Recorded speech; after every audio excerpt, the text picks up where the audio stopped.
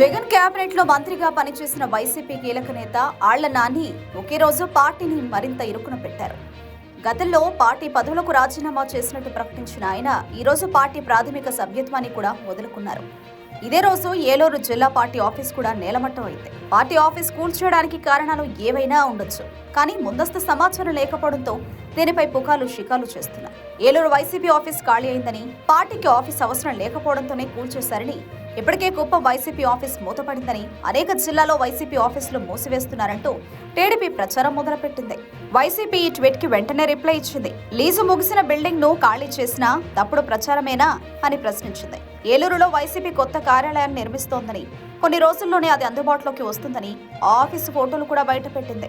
నడిచొచ్చే 75 ఏళ్ల అబద్ధానికి సిసలైన వారసుడు నారా లోకేష్ ఆధ్వర్యంలో నడిచే టీడీపీ సోషల్ మీడియా నుంచి నిజాలు ఆశించడం వృధా ప్రయాసేనని బదులిచ్చింది వైసీపీ.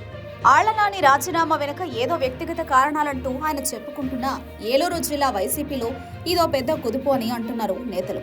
కీలక నేత పార్టీని వీడిపోతున్నా కనీసం ఏం జరిగింది అనే విషయంలో వైసీపీ ఏమీ చెప్పుకోలేని స్థితిలో ఉంది. ఇక్కడ టీడీపీని నిందించడానికి ఏం లేదు. ఆళ్ల నాని ఎందుకు పార్టీని వీడారో వైసీపీ క్లారిటీ ఇస్తే బాగుండేది. అధికారంలో ఉంటే మంత్రి పదవుల్లో ఉంటారు, అధికారం పోతే కనీసం ప్రాథమిక సభ్యుడిగా ఉండేందుకు కూడా ఆళ్ల నాని లాంటి వారు ఇష్టపడడం లేదు. ఈ విషయంలో ఆళ్ల నానిని విమర్శించేందుకు కూడా వైసీపీ వెనకడుగు వేయడమే విచిత్రం.